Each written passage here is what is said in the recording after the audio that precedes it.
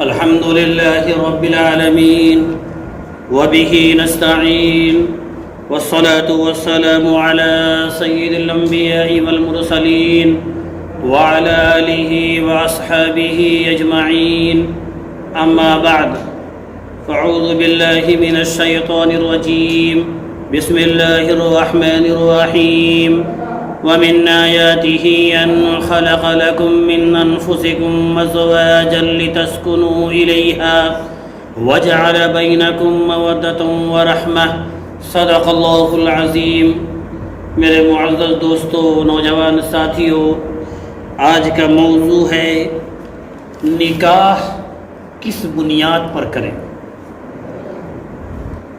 یعنی رشتہ خواہ لڑکے کا ہو یا لڑکی کا کس بنیاد پر کریں۔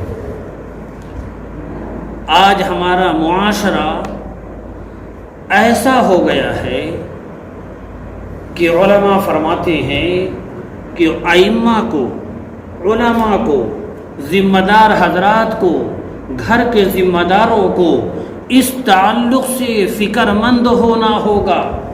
کس تعلق سے؟ جیسے نماز کو باقی رکھا گیا، زکوٰۃ کو باقی رکھا گیا اور سود کے حرام ہونے کو سب سمجھتا ہے، اسی طریقے سے شراب کے حرام ہونے کو سب سمجھتا ہے، اسی طریقے سے جھوٹ کی قباحت سب کو معلوم ہے، لیکن نکاح کے تعلق سے شروع سے لے کر آخر تک جو آج ہمارے سماج میں چل پڑا ہے، ایسا نہ ہو کل ہمارا نوجوان یہی طریقے کو دین سمجھ کر اسی پر جمع رہے۔ لہذا اس تعلق سے صرف ایک ہفتہ نہیں بلکہ یہ ایک موضوع اور ایک مشن چلایا جائے کہ نکاح کا اصل طریقہ کیا ہے، کیونکہ میرے نبی نے فرمایا نکاح بھی عبادت ہے، اور اس عبادت کو ہم نے مسخ کر دیا ہے۔ رشتے سے لے کر نکاح تک، نکاح سے لے کر ولیمے تک، تمام چیزوں پر جب آپ الگ الگ نظر ڈالیں گے تو آپ کو پتہ یہ چلے گا کہ اسلام نے بتایا کچھ ہے، نبی نے عملی طور پر کیا کچھ ہے، صحابہ نے کیا کچھ ہے، اور ہم کچھ اور کر رہے ہیں، اور ہم سمجھ رہے ہیں کہ یہ غلط ہے، لیکن ہمارا نوجوان آج اس کو دیکھ کر، دین سمجھ کر کل اس کو کرنا شروع کر دے گا۔ کیوں؟ آج اگر فکر مند نہیں ہوں گے تب۔ لہذا آج کی ٹاپک یہی رکھی گئی ہے۔ میرے نبی نے کیا فرمایا؟ لوگ رشتہ تلاش کرتے ہیں، لڑکی دیکھتے ہیں حسن و جمال دیکھ کر، خوبصورتی جس کو کہتے ہیں، حسب نسب دیکھ کر، مالداری دیکھ کر۔ آگے فرماتے ہیں تمہارا بھلا ہو دینداری کی بنیاد پر نکاح کرو۔ یہ آخری والا جو جملہ ہے ہمارے نوجوانوں کے ذہن سے بالکل دور دور تک نکل گیا۔ کیوں؟ میرے پاس خود سینکڑوں فون آتے ہیں، کیا آتا ہے؟ کچھ نہیں چاہیے، چاہیے سب کچھ، لیکن کچھ نہیں چاہیے، ابھی اس موضوع پر نہیں جانا۔ کچھ نہیں چاہیے، لڑکی صرف گوری چاہیے۔ اب کہنے والا نہ اپنا شکل دیکھ رہا، نہ اپنے بچے کا شکل دیکھ رہا، نہ اپنے گھر والے کا، اپنے رشتہ دار کا، اعزا اقارب کا، کہ میں کیا کہہ رہا ہوں۔ اور اس الفاظ کی وجہ سے آج سینکڑوں ہماری بہنیں یہ کہنے پر مجبور ہے کہ اب رشتہ والا جو آئے گا اس کے پاس ہم نہیں جائیں گے۔ کاہے؟ دین کو ہم نے چھوڑ دیا۔ میں نے اتنے رشتے والے کے پاس گئی، سب ریجیکٹ کر دیتا، یعنی اکتا گئی وہ ہمارے رویے کی وجہ سے۔ اب اگلا قدم اس کا کیا ہوگا آپ سوچ سکتے ہیں۔ کیوں؟ ہمارے نوجوانوں نے سمجھا کہ خوبصورتی کی بنیاد پر صرف نکاح کیا جاتا ہے یا مالداری کی بنیاد پر نکاح کیا جاتا ہے۔ حسب نسب، پیسہ اور یہ دین، یہ تو ذہنی میں نہیں ہوتا۔ اب میرے نبی نے کیا فرمایا؟ بھلا ہو۔ اور اللہ نے جو قرآن نے فرمایا وَمِنْ آيَاتِهِ أَنْ خَلَقَ لَكُم مِّنْ أَنفُسِكُمْ أَزْوَاجًا لِتَسْكُنُوا إِلَيْهَا، اور اللہ کی نشانیوں میں سے ایک نشانی یہ بھی ہے کہ تمہیں میں سے تمہارے لیے بیویاں بنائی. کیوں؟ لِتَسْكُنُوا إِلَيْهَا، تاکہ تم اس سے سکون حاصل کر سکو. یعنی نکاح کر لو. نکاح کرنے کے بعد جو میاں بیوی کی زندگی ہے تم پریشان ہو کر آؤ گے، بیوی کے پاس آؤ گے، تمہیں سکون محسوس ہوگا. یہ کب ہوگا؟ جب آپ کی نیت اچھی ہوگی تب ہوگی. دیندار لڑکی تلاش کرو، دیندار لڑکا تلاش کرو.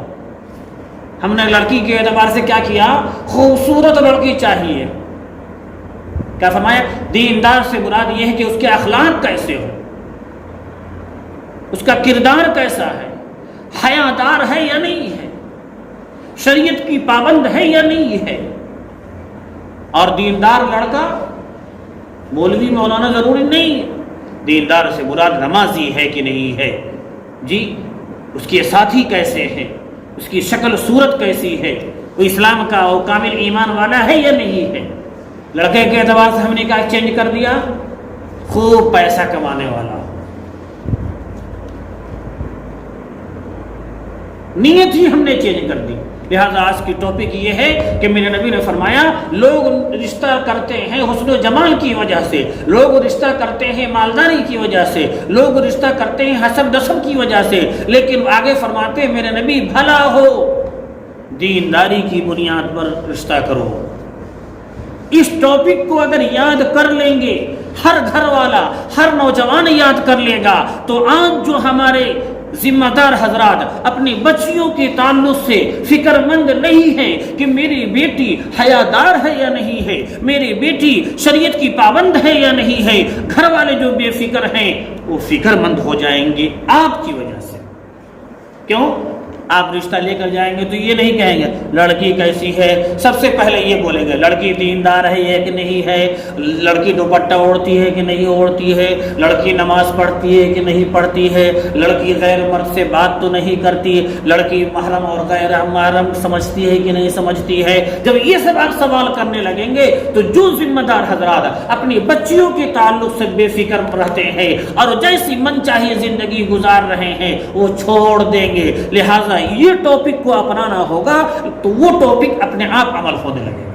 اگر ہم اپنی بچی کے تعلق سے بے فکر ہیں کہ دوپٹہ سر پر اوڑھ رہی ہے نہیں اوڑھ رہی ہے، لباس کیسا پہن رہی ہے، ہمیں کوئی فکر نہیں ہو رہا ہے، آپ یاد رکھیے آپ اس نکاح کے تعلق سے اس اصول پر عمل کریں گے کہ لڑکی دیندار ہو، لڑکا دیندار ہو.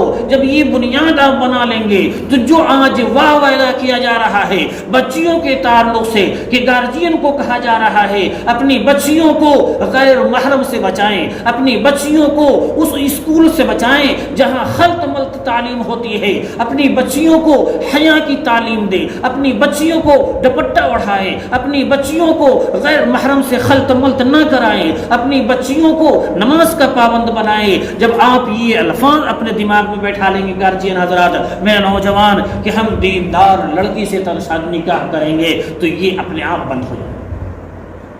لہذا اس آج کی ٹاپک یہی ہے، کیا؟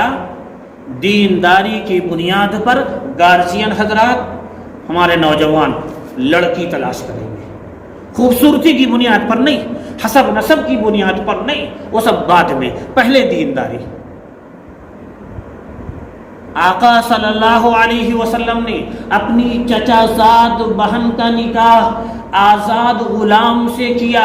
جس زمانے میں کیا اس زمانے میں آزاد غلام سے نکاح کرنے کو عیب سمجھا جاتا تھا، لیکن میرے نبی نے دیکھا آزاد غلام ضرور ہے لیکن نیک ہے، باشرع ہے، متقی ہے، اس بنیاد پر انہوں نے نکاح کیا. لہذا دین کی بنیاد پر ہم لڑکا بھی تلاش کریں گے اور دین کی بنیاد پر لڑکے بھی تلاش کریں گے. جب یہ دونوں ہمارے سماج میں جب پھیل جائے گا، ہر شخص کے ذہن میں آ جائے گا. اور یاد رکھیے جب دیندار ہوگی تو ساس کو بھی سمجھے گی، سسر کو بھی سمجھے گی، نند کو بھی سمجھے گی، یعنی اپنے گھر کو بھی سمجھے گی اور اس کے گھر کو بھی سمجھے گی. دینداری نہیں ہوگی، اللہ کا خوف نہیں ہوگا، ایک دوسرے کے حقوق کا علم نہیں ہوگا، شریعت کا علم نہیں ہوگا، رسول اللہ کی تعلیم نہیں ہوگی، جب دینداری نہیں ہوگی، اسے کچھ عطا پتہ نہیں ہوگا، وہ سمجھے گی ہم اور شوہر۔ اس لیے میرے بھائیوں، اگر نجات چاہتے ہیں، محبت چاہتے ہیں، شانتی چاہتے ہیں اور گھروں میں خوش و خرم زندگی چاہتے ہیں اور اسلام میں بھی دنیا میں اور آخرت میں کامیاب ہونا چاہتے ہیں، تو جو چھوٹی چھوٹی چیزیں ہمارے سماج میں غلط طور پر جو پیش کیا جا رہا ہے، اس کو ختم کیا جائے اور اصل طریقے کو اپنایا جائے، دنیا میں بھی کامیابی ملے گی، گھر میں بھی کامیابی ملے گی، آخرت میں بھی کامیابی ملے گی۔ اللہ رب العزت عمل کی توفیق دے، آمین۔